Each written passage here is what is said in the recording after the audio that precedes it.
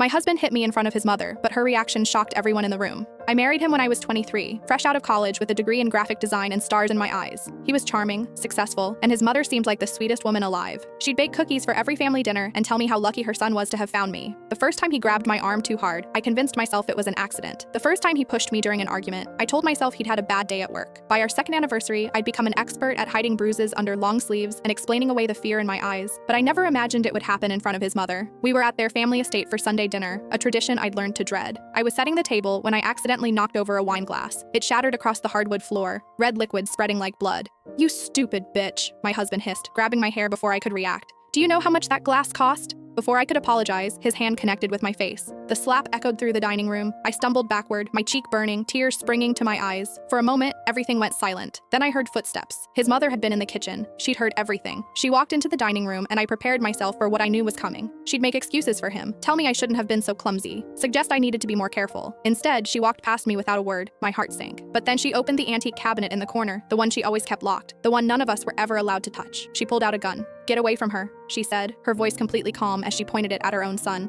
"Now." My husband's face went white. "Mom, what are you—" I said now. Her hand didn't shake. "Sit down in that chair and don't move." He obeyed, something I'd never seen him do. I stood frozen, blood dripping from my split lip onto my white blouse. His mother turned to me then, and for the first time, I saw something in her eyes I'd never noticed before. Recognition, understanding, and beneath it, a rage so deep it made my blood run cold. "How long?" she asked quietly. 2 years, I whispered. She nodded slowly, then reached into her pocket and pulled out her phone. She dialed without taking her eyes off her son. "Yes, I need to report a domestic violence incident," she said when someone answered. "My son just assaulted his wife in front of me. Please send someone immediately." My husband started to stand. The gun came up. "Sit down." He sat. While we waited for the police, his mother finally spoke again. "I was married to his father for 30 years, she said, her voice eerily steady. "He put me in the hospital 4 times, broke my arm twice, gave me a concussion that left me with permanent damage." She paused. "I never had anyone to help me. No one who believed me." She looked at her son then, and the disgust on her face was absolute. "I swore that if I ever saw you become the monster your father was, I would do what no one did for me.